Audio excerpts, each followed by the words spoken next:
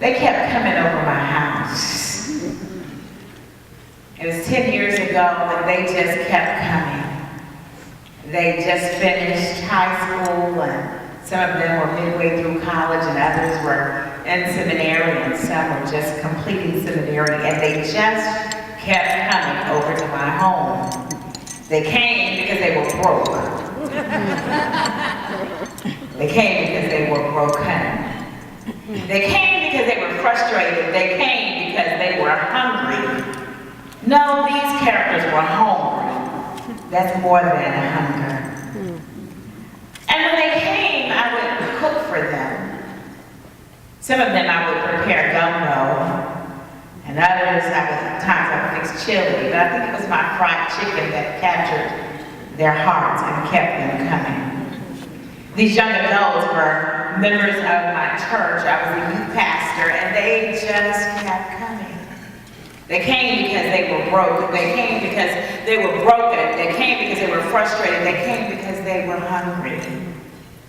And while I thought they were broken and broke because they didn't have money to buy food, it was what they were aching for that made them hungry and broken. They were looking for a church to change their life, and they were looking for a church that would help change the world. And so when they came, they began to share what a world would be like if they could share their gifts uninhibited. These young adults came to my home, and they kept coming, and I fed them, but they fed me.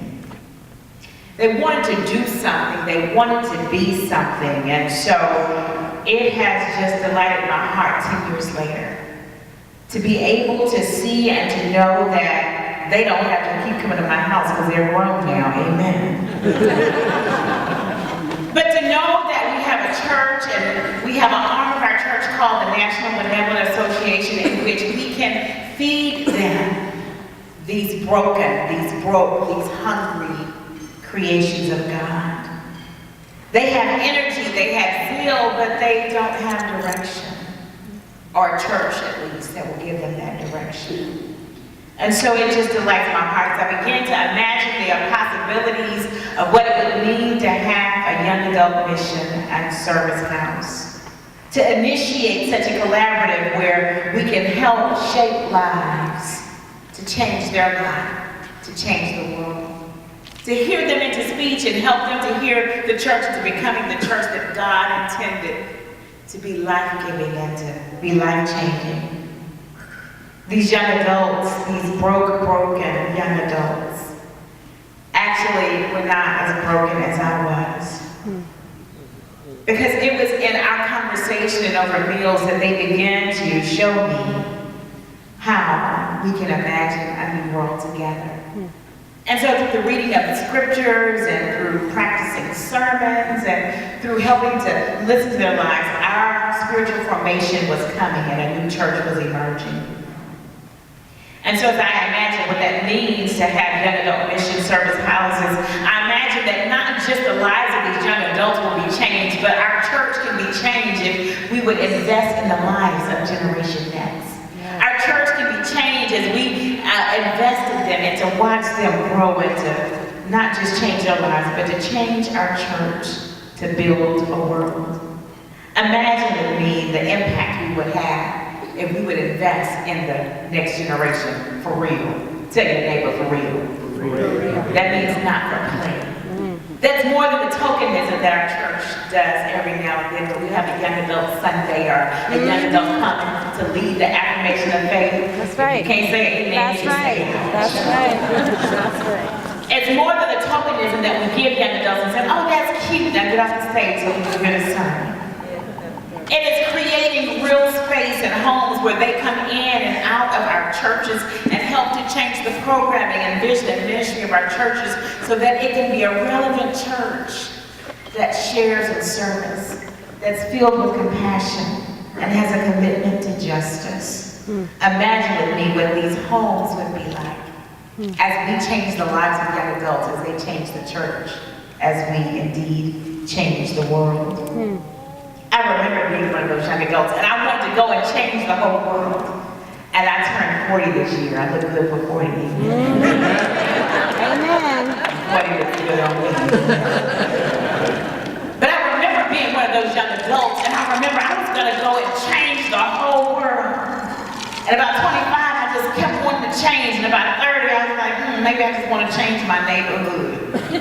And at 40, I just want to change me. And so it is the zeal, it is the passion that I imagine, and I want to invite you to imagine with me, if we had these young adult mission homes, what it would be like to have that kind of energy harvested in a way that we can actually make a difference today, not just tomorrow. Yes, yes. They have the energy, they have the passion, they are courageous, and they want to be changed, but they also want to be a part of the change that they seek. That's right. And so these 10 years ago that came to me, I've been calling them and I tell them about the church now who is open. We've opened our hearts and our ears and our eyes to the NBA, to imagine ways in which we can really make an impact on this generation. An impact just like those guys who were trying to get their friend to get healed in the synagogue. But it was a crowded synagogue and they could not get in. And so they got creative and they had the energy and zeal to do something about it. And so they lowered their friend through the roof. And their friend was able to get the healing that he needed. And the response of the community gathered that day is, we have never seen nothing like this before. What would it be like if we, church, through the NBA, began to open up roofs? Heck, we just tore off some stuff at the church. To create spaces to really change lives, where we can together say, we ain't never seen nothing like this before. I want to close with telling you that those who kept coming to my home are now artists and preachers, and many of them went on to be seminary students and now are pastors and PhD students. They're finishing law school this year. They're doing a number of things. Their eyes have been bent towards justice, not just in their vocation, but they believe that they can make a difference because of the times that we gathered. And I heard them, and they heard me. And one of the most exciting ones that I'm godly proud of is that they took a group of 10 African-American young adults to Nicaragua to share a mission work. The first time ever that our church created space where young adults led the trip that they were then also called to give ministry to. Not that some older adult or some other group led them, they led themselves. And they came back to the church more committed than ever to change our church, to change their lives, that together we will be able to exclaim, we have never seen anything like this before. Would you join with me in imagining a new church? Amen. Amen.